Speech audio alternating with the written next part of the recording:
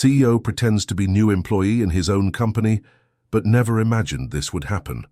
Michael Thompson was sitting in his executive office on the top floor, looking out the window while holding the papers that would change everything. After 15 years building his technology company, profits had mysteriously plummeted over the last 6 months, and no reports explained what was really happening. "Mr. Thompson, the sale documents are ready for your signature," said Jennifer Parker, his executive assistant of 3 years, entering the office with a black folder. Michael observed the young woman in a beige suit, who always maintained impeccable professional posture. Jennifer had arrived at the company with excellent references, but in recent months he noticed something different in her behavior, a coldness he couldn't explain. "Jennifer, I need a few more days to think," replied Michael, placing the documents on the desk. "But sir, the buyers are waiting. If we take longer, they might walk away from the deal." There was something in Jennifer's tone that bothered Michael. It was as if she were too eager for him to sell the company. That same morning he had received an anonymous phone call saying there was corruption within his own company, but the person hung up before giving details. When Jennifer left, Michael made a decision that would seem crazy to anyone. He would infiltrate his own company as a regular employee.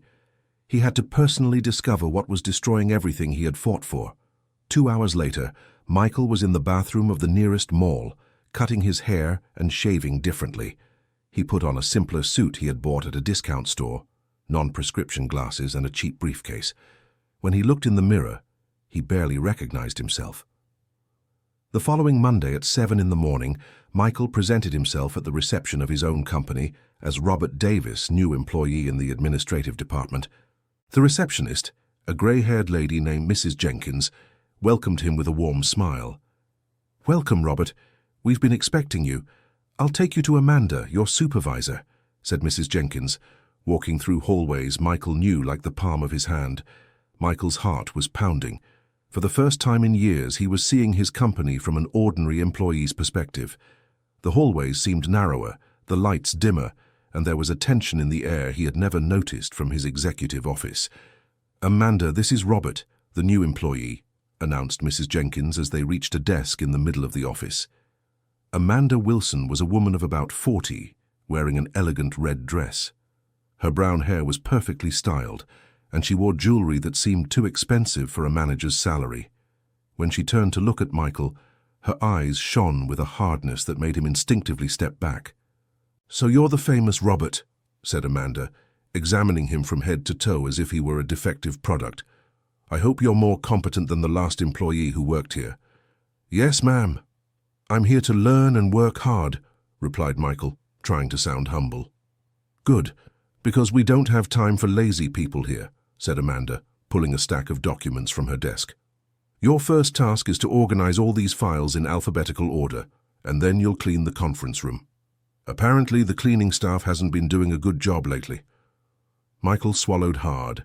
In 15 years as company owner, he had never organized files or cleaned a room, but he had to maintain the act. "Of course, where are the cleaning supplies?" Amanda let out a mocking laugh that made several employees look in their direction. "You don't even know where the cleaning supplies are? What kind of employee are you?" she said loud enough for everyone to hear.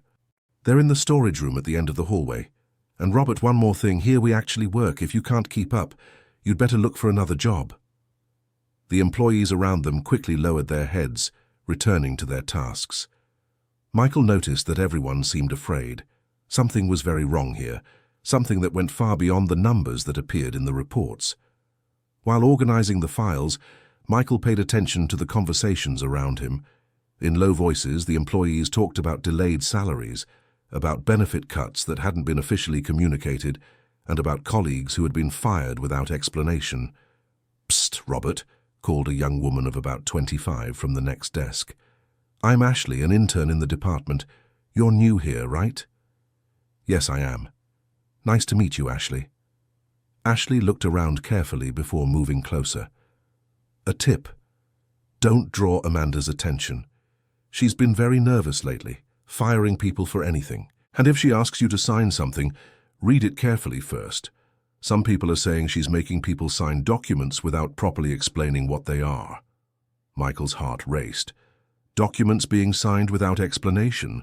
That could explain the company's financial problems. What kind of documents? He asked, trying to sound casual. Ashley looked around again before answering. I'm not sure, but I've heard they have to do with transfers and budgets. Emily, who worked at the desk over there, was fired last week after asking questions about a document that Amanda told her to sign. At that moment, Amanda approached them with a cup of coffee in her hand. Ashley, don't you have work to do? She said in a sharp tone. And Robert, are you done with the files yet? Almost done, Ma'am, replied Michael. Almost isn't good enough here, said Amanda. And then, as if by accident, she spilled the hot coffee right on Michael's shoes. The scalding liquid completely soaked his feet, and Michael felt the pain through the leather of his shoes.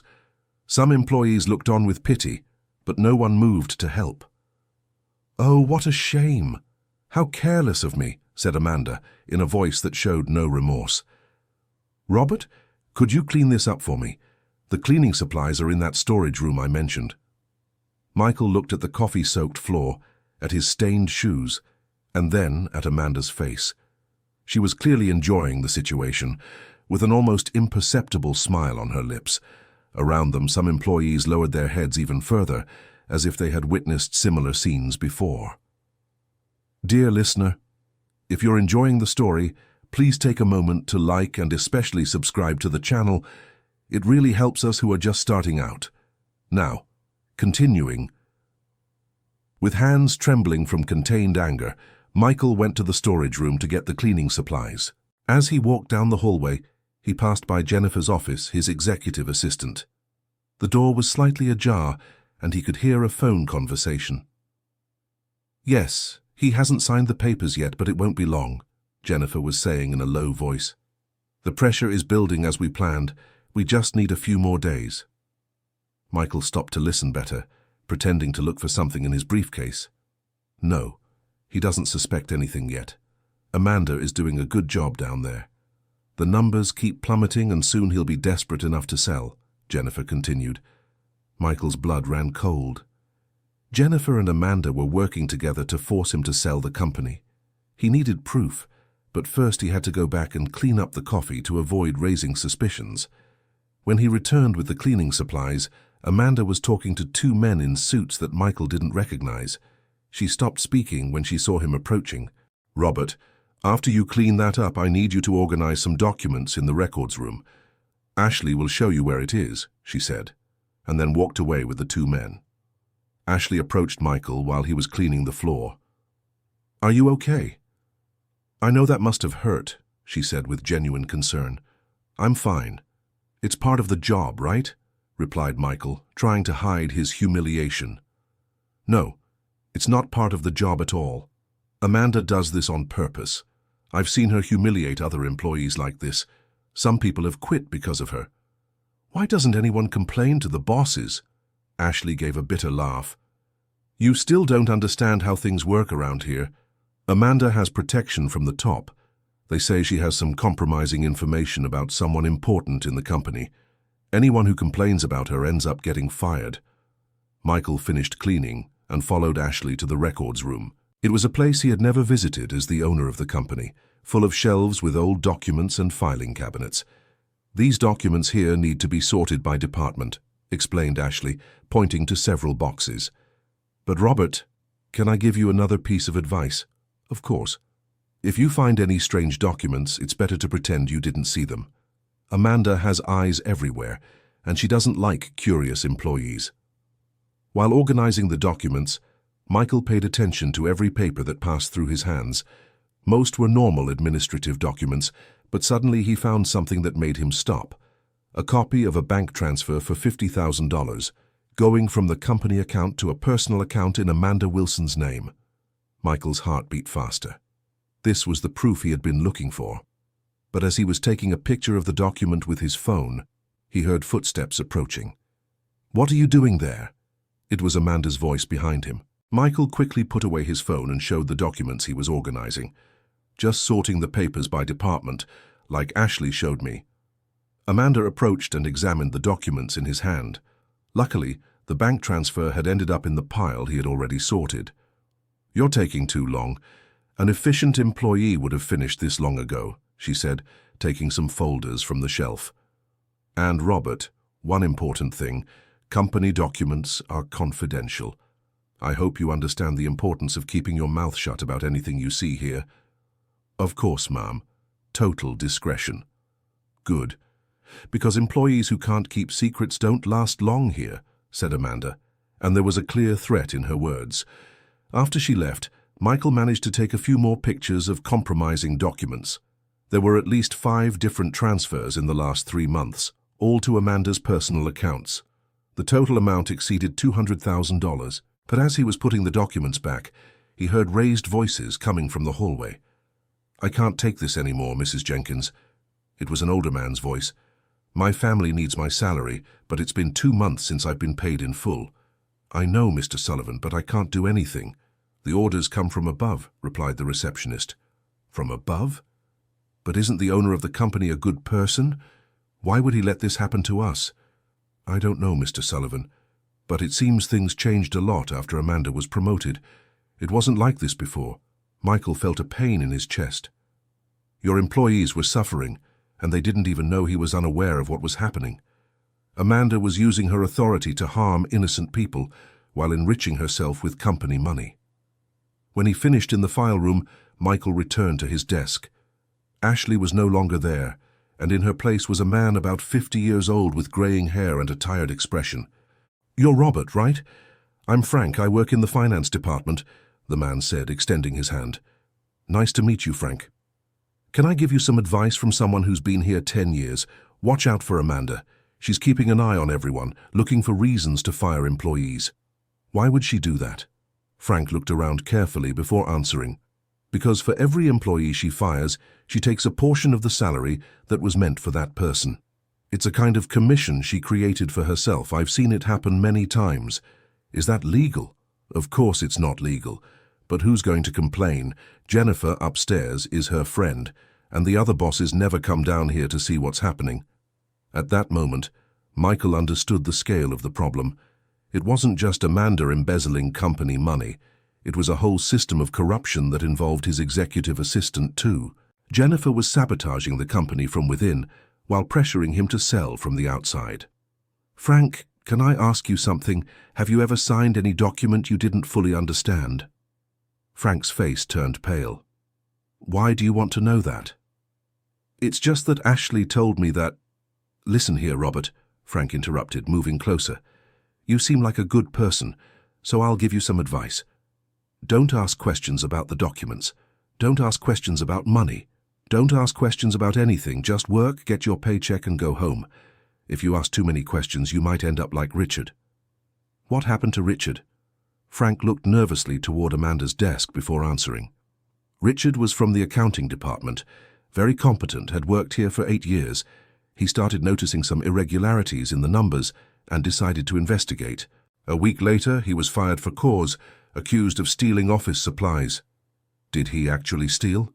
"Of course not, but they found a box of expensive pens at his desk, pens he'd never seen in his life. But who would believe him over Amanda's word?"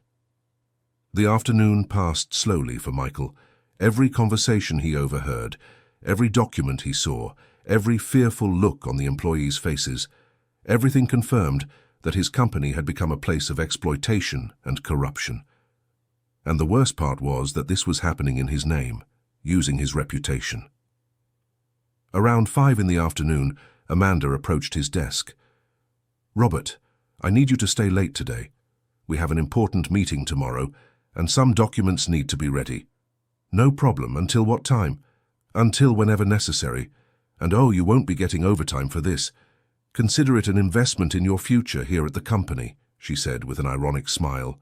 After most employees had left, Michael stayed alone in the office with Amanda and 2 other people. She put him to work organizing huge stacks of documents, making copies, and preparing presentations. It was work for at least 3 people, but she demanded he do it all alone. By 9 at night, Michael was exhausted. His back hurt from bending over the documents, his feet still stung from the spilled coffee, and he hadn't eaten anything since lunch.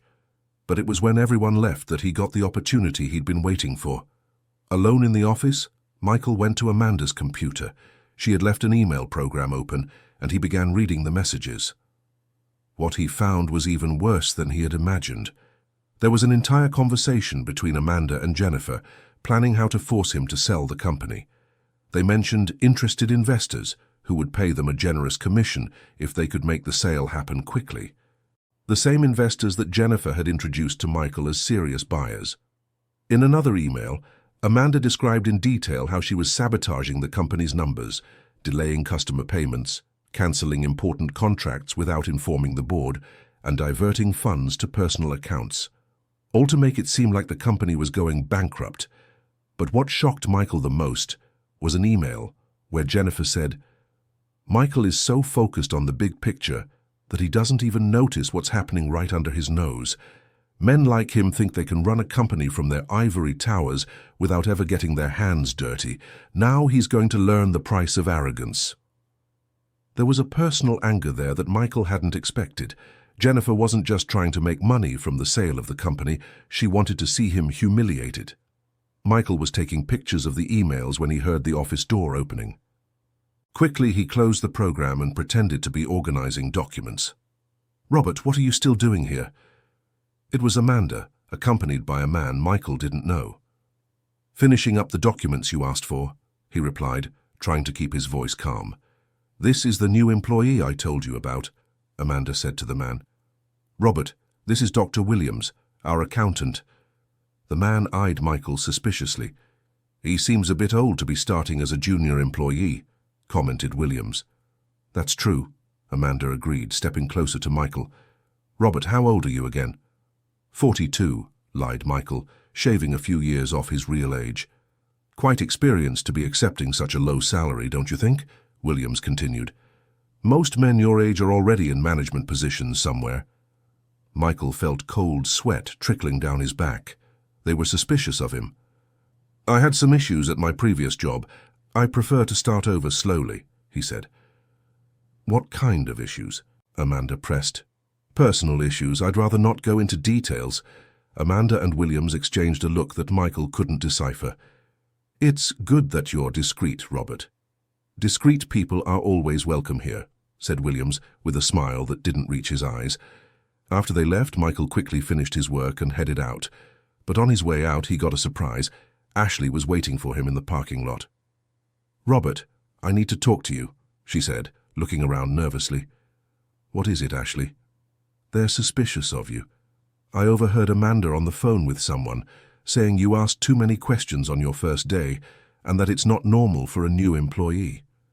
Michael's heart raced. "What else did you hear?" "They're going to test you tomorrow. They'll give you some document to sign and see how you react. If you ask too many questions or refuse to sign, they'll know you're not who you say you are." "Why are you telling me this?" Ashley hesitated before answering. "Because you remind me of my father. He was also an honest person who was destroyed by corrupt people. I don't want to see that happen to anyone else." "What happened to your father?" "He worked at a small company. He was an accountant. He found out the owner was evading taxes and wanted to report it. The owner managed to frame my father instead. Dad lost his job, was sued, and could never work in the field again. He died a few years later, still fighting to clear his name." Michael felt a lump in his throat. How many innocent people had been destroyed by schemes like the one he was uncovering in his own company? "Ashley, do you have proof of what Amanda is doing?" "Some. I have photos of documents, recordings of conversations, but I don't know what to do with it. If I report it and nothing comes of it, I'll lose my job and be blacklisted in the industry." "What if I help you?" Ashley looked at him in surprise. "How could you help me?" "You're just a new employee." Michael almost revealed his true identity at that moment, but controlled himself. He still needed more evidence and couldn't risk his cover. "Let's work together. I also have some information. If we combine what we know, maybe we can build a strong enough case." Ashley thought for a few seconds. "All right, but we have to be very careful. If they find out, we're finished." The next morning, Michael arrived at work, prepared for the test Ashley had mentioned. It didn't take long for Amanda to approach with a stack of documents. "Robert, I need you to sign these papers here. They're just standard administrative forms," she said, placing the documents in front of him. Michael quickly flipped through the papers. At first glance, they seemed like normal forms, but when he read more carefully, he realized they were authorizations for bank transfers and budget changes. If he signed that, he'd be authorizing more company money to be diverted. "Can I read them carefully before signing?" he asked. Amanda's face tensed up. "They're just formalities, Robert. Every employee signs these on their second day of work." "I know, but my lawyer always taught me to read everything before signing any document." "Your lawyer?" asked Amanda, raising an eyebrow. How strange for a junior employee to have a personal lawyer. Michael realized he'd made a mistake. Employees with the salary he supposedly earned didn't have personal lawyers. "It's just that my brother is a lawyer. He always gives me advice about these things," he quickly corrected. Dear listener, if you're enjoying the story, please take a moment to like and especially subscribe to the channel. It really helps us who are just starting out. Now continuing. Amanda didn't seem convinced, but let him read the documents. Meanwhile, Michael noticed that Jennifer had arrived and was watching the situation from a distance. The two women exchanged glances, and Michael felt like he was being evaluated like an animal in a lab. "Finished reading yet?" asked Amanda after a few minutes. "Yes, but I have some questions about these items here," said Michael, pointing to the clauses about bank transfers. "What kind of questions?" "Well, these transfers are to accounts I don't recognize, and the amounts seem high for routine administrative expenses." The silence in the office was almost palpable. Several employees stopped working and looked in their direction. Amanda was visibly irritated, and Jennifer approached. "Is there a problem here?" asked Jennifer in her always controlled voice. "Robert has some questions about the administrative forms," said Amanda. Jennifer looked at Michael with an expression he couldn't decipher. What kind of questions? Michael knew he was at a crossroads. If he asked more questions, he'd raise even more suspicion. If he signed the documents, he'd be complicit in the embezzlement. He decided to take a risk. "It's just that I worked in accounting before, and some of these amounts seem irregular to me," he said. "You worked in accounting?" asked Jennifer. "That wasn't on your resume. It was a temporary job, nothing too important." Jennifer and Amanda exchanged another look. There was definitely something going on there. "Robert, these documents are part of the company's administrative routine," said Jennifer. "If you don't feel comfortable signing them, maybe this isn't the right place for you to work." It was a clear threat. "Sign the documents or be fired." "No, it's not that. I'll sign," said Michael, picking up the pen. But just as he was about to sign, Ashley approached. "Sorry to interrupt, but Mrs. Jenkins is asking if Robert can help at the reception for a few minutes. Some very heavy packages have arrived." "Now?" asked Amanda, clearly annoyed by the interruption. "It's just that they're equipment for tomorrow's meeting. Mrs. Jenkins said it's urgent." Amanda sighed impatiently. "All right. Robert, finish this when you get back." When Michael left with Ashley, she whispered, "Don't sign those papers. They're authorizations for more embezzlement, I'm sure of it." "How do you know?" "Because I saw identical documents on Amanda's desk. She uses new employees to sign these authorizations, so she can say it wasn't her who approved the transfers if anyone investigates. And now, they'll suspect something if I don't sign. We'll figure something out. I have an idea." Ashley led him to the reception, where Mrs. Jenkins was indeed struggling with some heavy boxes. "Mrs. Jenkins, can I speak with you privately?" asked Ashley. The receptionist looked around and took them to a small reserved room. "What is it, dear?" "Mrs. Jenkins, you've known this company for a long time, right?"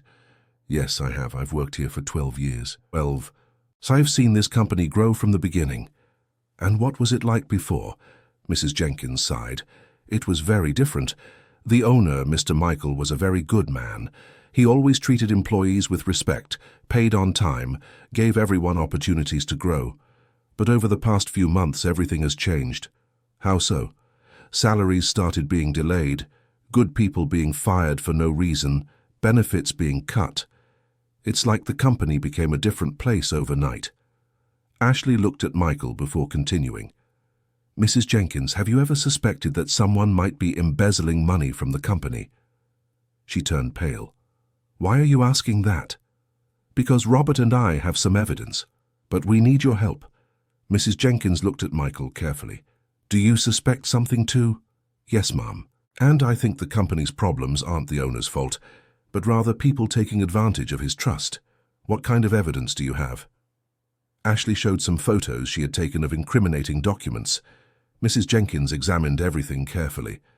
My goodness, I always knew something was wrong, but I never imagined it was this serious, she said with tears in her eyes. Poor employees suffering, and Mr. Michael being deceived by people he trusted. Can you help us? Asked Michael. Of course I can. This company is like a family to me.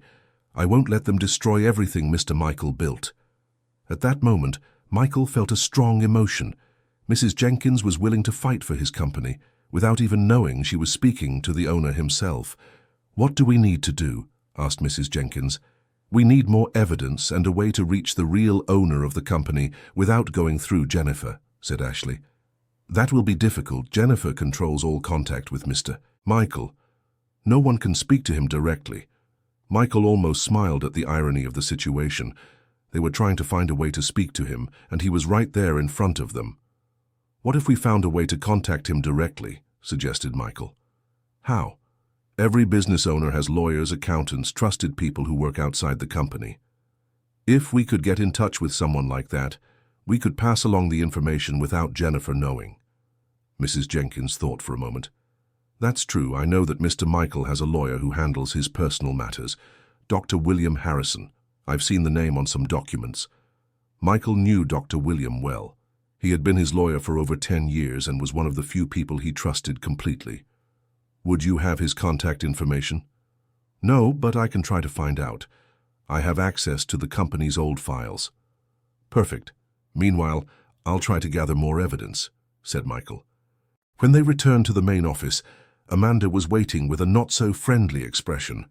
Robert, where were you? The documents have been waiting for you for 20 minutes. Sorry, the orders were heavier than we expected. I don't care. Sit down and finish signing these papers. Michael looked at the documents, then at Ashley, who gave a discreet nod. He understood that she had a plan. Of course, I'll sign right away, he said, picking up the pen. But as he was signing the first document, Ashley accidentally bumped into the table, knocking a glass of water onto the papers. Oh, sorry, how clumsy of me, exclaimed Ashley, starting to dry the documents with napkins. Ashley, for heaven's sake, shouted Amanda. Look what you've done. Sorry, Amanda. It really was an accident. The documents were completely soaked and illegible. Amanda looked at the mess with anger she could barely control. Now I'll have to print everything again, she muttered under her breath. I can help you print, offered Michael. No need, you can go to lunch. When you come back, the new documents will be ready. During lunch, Michael, Ashley, and Mrs. Jenkins met at a nearby restaurant to plan their next steps. I got Dr. Williams' contact information, said Mrs. Jenkins, but how are we going to explain the whole situation to him? I'll talk to him, said Michael. I can say I'm an employee concerned about the company's future. And if he doesn't believe it? Asked Ashley. We'll have to show him the evidence. Photos of the documents, recordings of the conversations, proof of the embezzlement. If we gather everything, he'll have to take it seriously. But what if Amanda and Jennifer find out what we're doing? That's why we have to be quick, said Michael. The longer we take, the greater the risk of being discovered. When they returned from lunch, there was an unpleasant surprise waiting for them. Jennifer was in the main office talking with Amanda, and two men Michael didn't know. Robert, can you come here, please? Called Jennifer. Michael approached with his heart pounding. These gentlemen are from Internal Audit, said Jennifer. They're going to ask some routine questions to all employees. One of the men, who introduced himself as the lead auditor, looked at Michael carefully. Mr. Robert, how long have you worked here? 2 days. And what was your previous job? Michael repeated the story he had made up, but noticed the auditor was taking detailed notes of every answer. Do you have any experience in accounting or finance? Continued the auditor. A little. Temporary jobs. Interesting. And what motivated you to accept a junior position at a company like this, given that you clearly have more experience? It was a trick. They were testing whether his story made sense. As I said, I had some problems at my previous job. I prefer to start over slowly. The auditor exchanged a look with Jennifer. "Mr. Robert, would you mind showing us your personal documents? ID, social security number, those things?"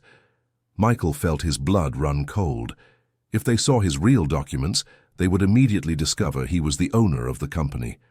"Of course, but I left everything at home today. Can I bring them tomorrow?" "Actually, we need to see them now," said the other auditor. "It's standard company procedure." Michael looked around, searching for an exit. Ashley was at her desk, looking as nervous as he was. Mrs. Jenkins watched him from the reception desk. "It's just that I really didn't bring them today," insisted Michael. "No one has ever asked me for this before." "How strange," said Jennifer. "All employees know they must carry their personal documents at all times." "Maybe he's too new to know," suggested Amanda, with an ironic smile. Michael realized he was being cornered. They knew there was something wrong with him, and they were closing in. "You know what, Robert?" said Jennifer. "Why don't you go home and get the documents now? We'll wait for you here. It was an order, not a suggestion. If he left now, he probably wouldn't be able to return to the office. But if he stayed, he would be found out." "Can I go get them after work?" "No, right now," insisted one of the auditors. At that moment, Ashley stood up from her desk. "Sorry to interrupt, but there's an urgent call for Amanda," she said. "It's from the bank about that issue with the transfers." Amanda's face turned pale. "What issue with the transfers?" "They didn't explain. They just said it's urgent and that you need to call back immediately." Amanda looked nervously at the auditors. "Can you excuse me for a few minutes?" "Of course. We'll finish our conversation with Robert in the meantime." But when Amanda left to take the call, Ashley managed to create more confusion. "Oh, and there's also a delivery for Jennifer. The delivery person is downstairs and said he needs her signature in person." Jennifer sighed impatiently. Now is not a good time. "He said if she doesn't sign now, he'll have to return it to the sender. It's something important from the law firm. Jennifer had no choice but to go sign for the delivery." "Can you wait a few minutes?" she asked the auditors. When the two of them left, Michael realized he had a window of opportunity. The auditors were talking among themselves in low voices, and Ashley signaled for him to go to the restroom. In the restroom, he quickly called Dr. William. "William, it's me, Michael. I need your help urgently." "Michael, I thought you were at the office. Your secretary said you didn't want to be disturbed." "That's exactly what I need to talk to you about. I'm in a very complicated situation. Can you meet me today?" "Of course. Where are you?" "It's a long story. Can you come to my company but without letting anyone know? Use the back entrance." "Michael, you're worrying me. What's going on?"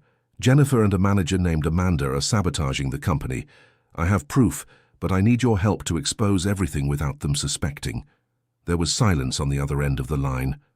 "Michael, this is very serious. If you have proof of fraud—" "I know. That's why I need you to come now. And William, when you get here, pretend you don't know me. It's important." When Michael came out of the restroom, he saw there was more commotion in the office. Amanda was arguing on the phone, apparently with someone from the bank. Jennifer hadn't returned yet, and the auditors were examining some documents on Amanda's desk. Ashley approached him. "The bank call was real," she whispered. "It seems they discovered some irregular transfers and are investigating." "How do you know?" "I heard Amanda talking. She was trying to explain to them that the transfers were authorized, but apparently she couldn't produce the proper authorizations." Michael smiled. The net was closing around Amanda, and she didn't even realize it. But his own situation was still complicated.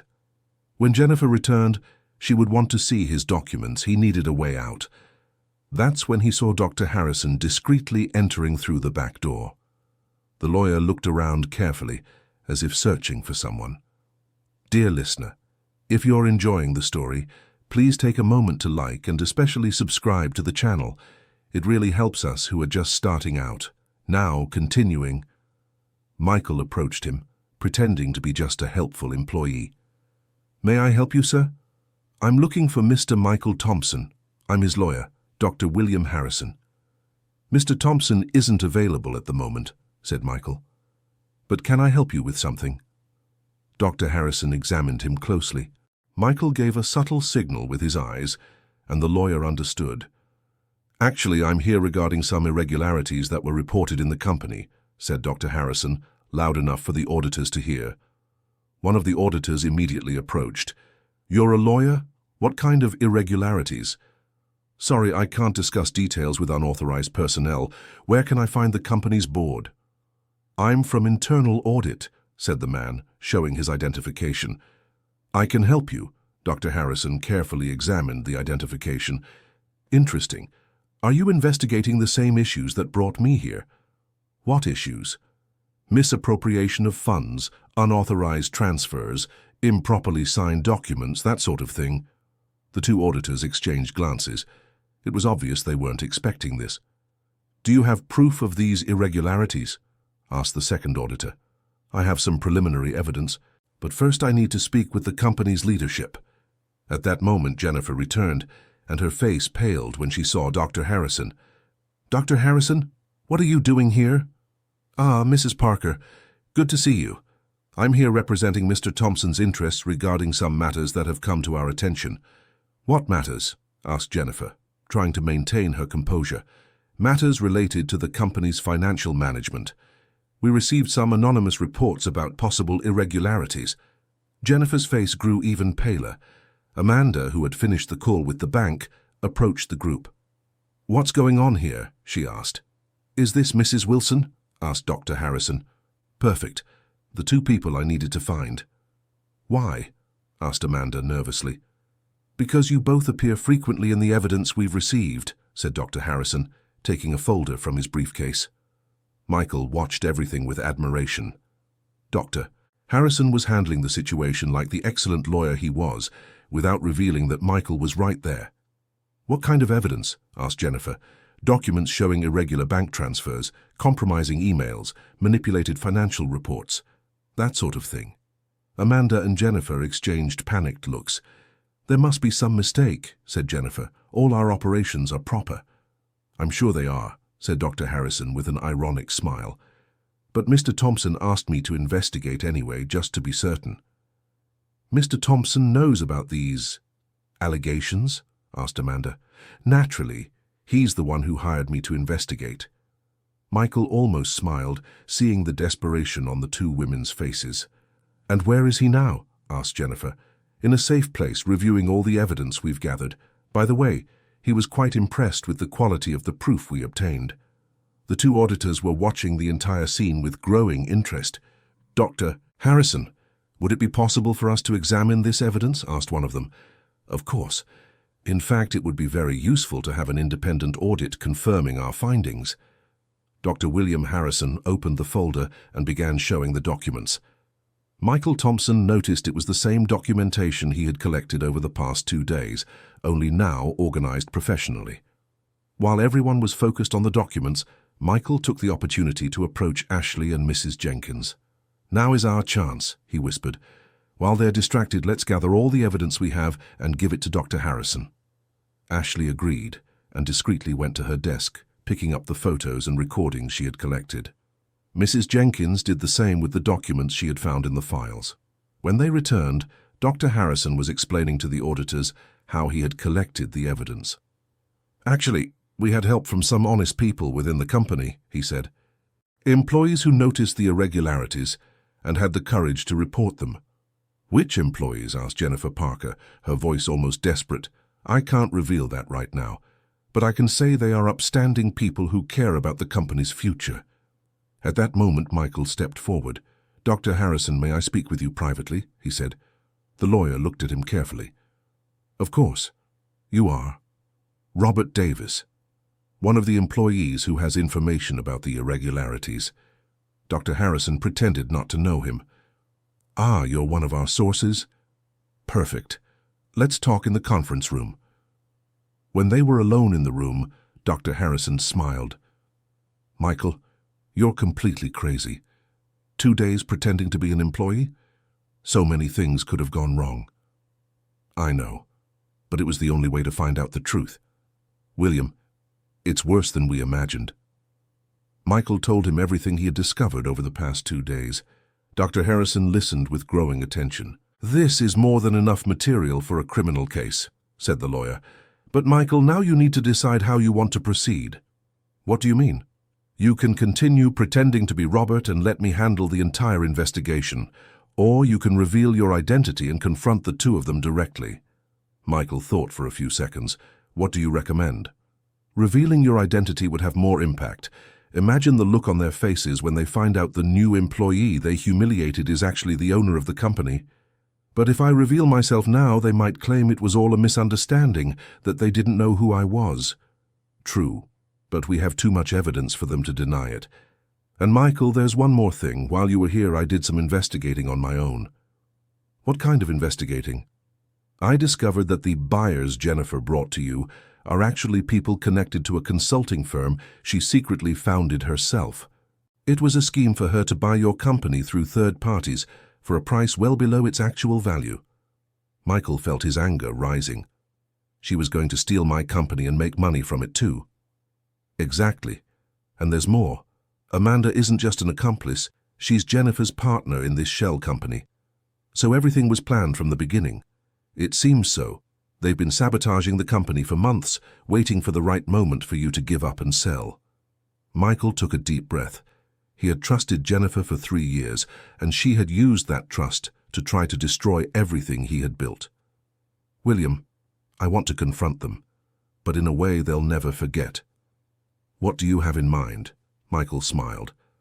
You'll see. When they returned to the main office, the situation had heated up even more. The auditors were examining Amanda and Jennifer's computers, and there were more people in the office, inspectors from the bank that had called earlier. Doctor, William, said one of the bank inspectors, can you confirm whether these transfers were authorized by the company's owner? Dr. Harrison examined the documents the inspector showed him. They definitely were not authorized. In fact, Mr. Thompson didn't even know these transfers were happening. Jennifer and Amanda were visibly desperate. They knew the game was over.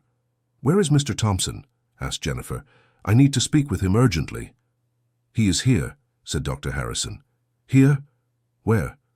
Dr. Harrison pointed to Ricardo. Right there.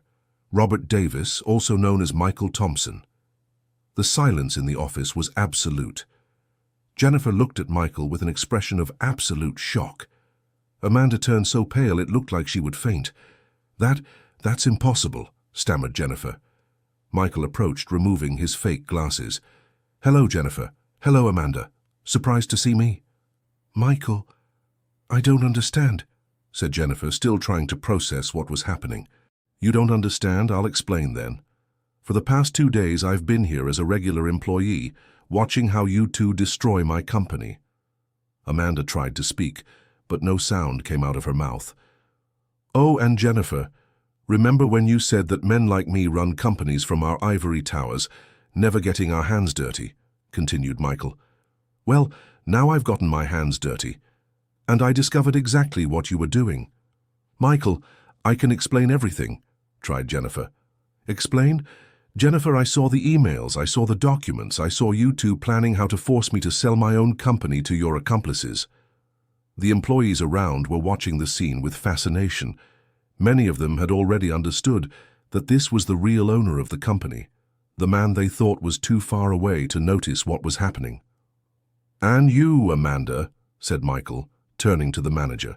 You who made me clean your coffee off the floor, who humiliated me in front of all the employees, who forced me to work without pay.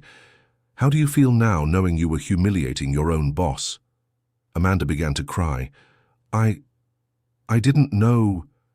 If I had known.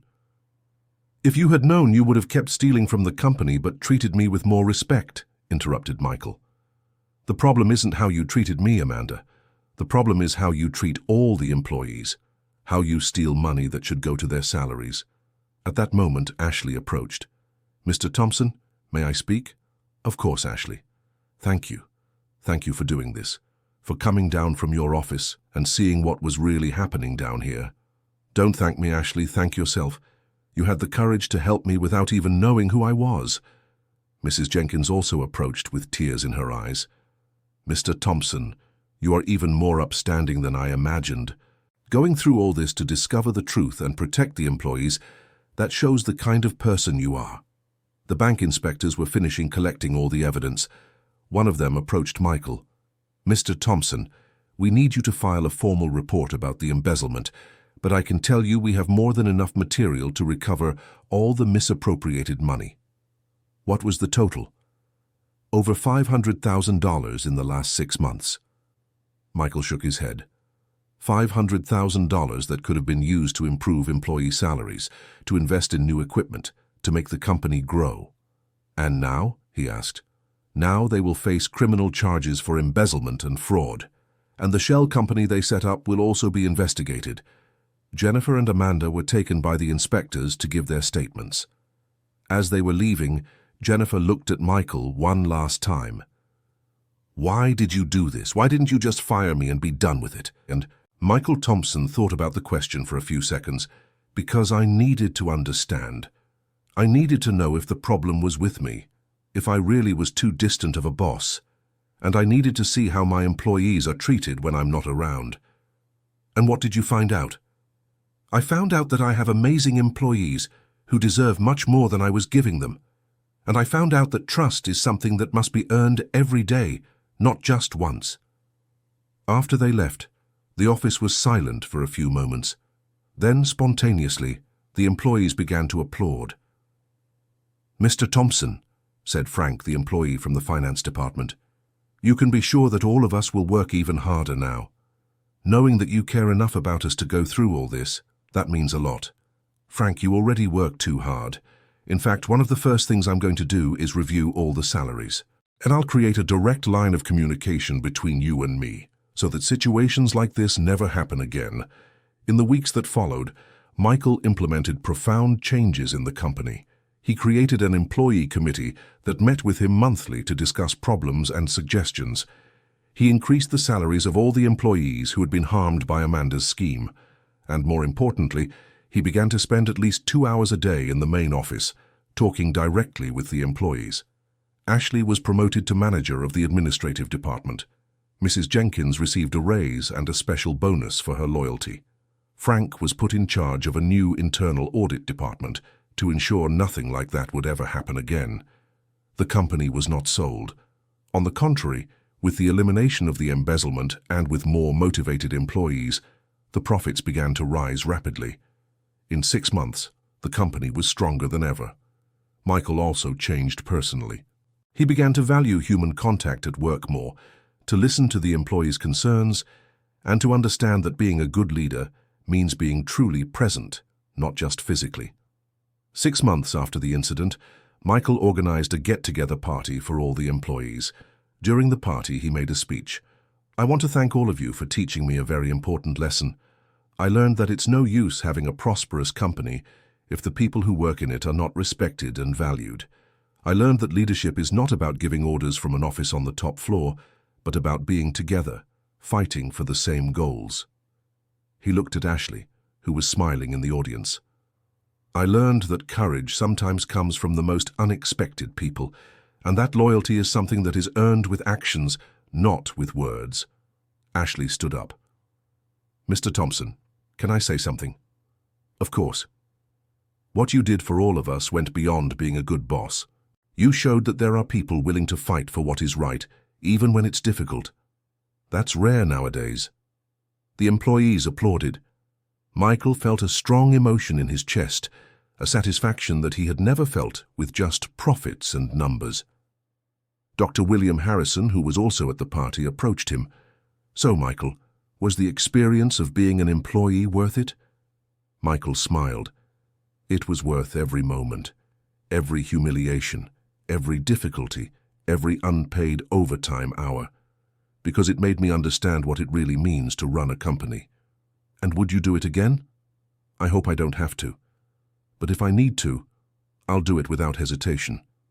The following Monday, Michael arrived at the office and instead of going straight to the elevator that led to his executive office, he stopped at the reception to greet Mrs. Jenkins.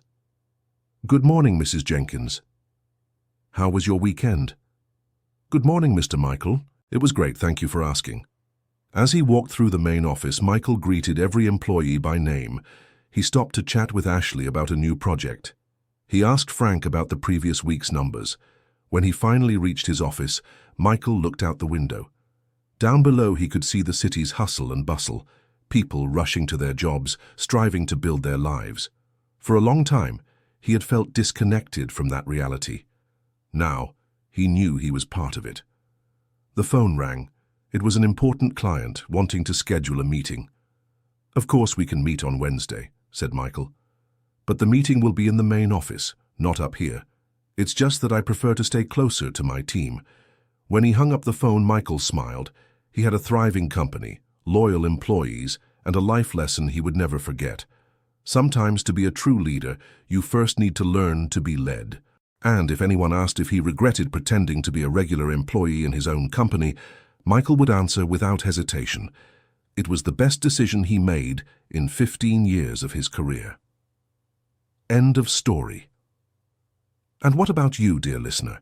What did you think of Michael's story? Do you think he did the right thing by disguising himself to discover the truth? Have you ever been through a similar situation at work? Share your honest experiences and opinions with us in the comments. And don't forget to leave your like and subscribe to the channel so you don't miss other heartwarming stories like this one.